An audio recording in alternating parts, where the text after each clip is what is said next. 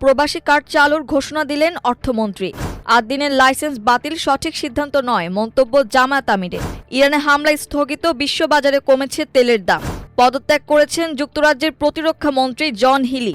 পর্দা উঠল ফিফা বিশ্বকাপ ২০২৬-এর। আগামী অর্থবছরে বিশেষ প্রবাসী কার্ড চালুর ঘোষণা দিয়েছেন অর্থমন্ত্রী আমির খসরু মাহমুদ চৌধুরী। গতকাল বৃহস্পতিবার জাতীয় সংসদে ২০২৬-২৭ অর্থ বছরের প্রস্তাবিত বাজেট ঘোষণায় তিনি জানান, প্রবাসী কল্যাণ সেবা, বীমা, ব্যাংকিং সুবিধা ও জরুরি সহায়তার সঙ্গে কার্ডটি সংযুক্ত করা হবে। ফলে প্রবাসীরা এক কার্ডের মাধ্যমে সরকারের বিভিন্ন সুযোগ সুবিধা ও আইনি সুরক্ষা ভোগ করতে পারবেন।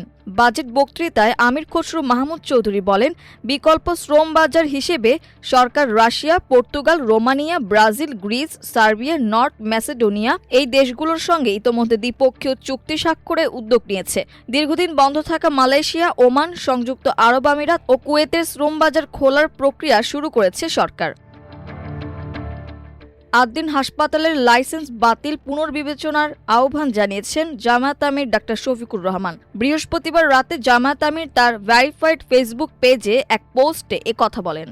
ফেসবুক পোস্টে তিনি লেখেন, সম্প্রতি ৮ দিন হাসপাতালে ৬ জন নবজাতকের মৃত্যু হলে আমরা সবাই এই ঘটনায় গভীর দুঃখ ও সমবেদনা প্রকাশ করি। ঘটনাটি অবশ্যই অত্যন্ত বেদনাদায়ক।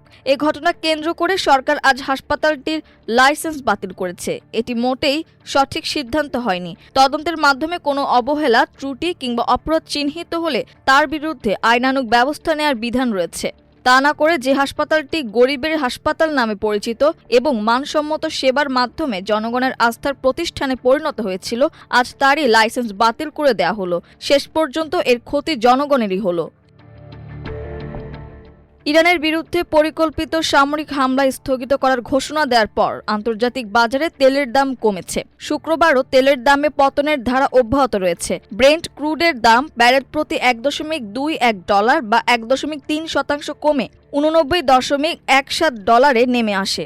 অন্যদিকে যুক্তরাষ্ট্রের ওয়েস্ট টেক্সাস ইন্টারমিডিয়েট ক্রুডের দাম $1.23 বা 1.4% কমে দাঁড়ায় $86.48 প্রতি ব্যারেল। তেলের এই মূল্য পতনের ফলে সপ্তাহ জুড়েও দুই ধরনের বেঞ্চমার্ক তেলের দাম কমেছে। প্রতিরক্ষা খাতে ব্যয় বাড়ানো নিয়ে প্রধানমন্ত্রী কিয়ার স্টারমারের সঙ্গে মতবিরোধের জেরে পদত্যাগ করেছেন যুক্তরাজ্যের প্রতিরক্ষা মন্ত্রী জন হিলি। তিনি অভিযোগ করেছেন, দেশের নিরাপত্তার চাহিদা পূরণে প্রয়োজনীয় অর্থ বরাদ্দে সরকার যথেষ্ট প্রতিশ্রুতি দেখাচ্ছে না। বৃহস্পতিবার প্রধানমন্ত্রী কিয়ার স্টারমারের উদ্দেশ্যে লেখা এক চিঠিতে নিজের পদত্যাগের ঘোষণা দেন জন হিলি। চিঠিটি তিনি সামাজিক যোগাযোগ মাধ্যম এক্সে প্রকাশ করেন। চিঠিতে জন হিলি বলেন, বর্তমান সময় যখন আন্তর্জাতিক নিরাপত্তা পরিস্থিতি দ্রুত পরিবর্তিত হচ্ছে এবং হুমকি বাড়ছে, তখন দেশকে সুরক্ষিত রাখতে প্রয়োজনীয় অর্থ ও সম্পদ দেওয়ার বিষয়ে প্রধানমন্ত্রী এবং অর্থ মন্ত্রণালয় যথেষ্ট উদ্যোগ নেয়নি।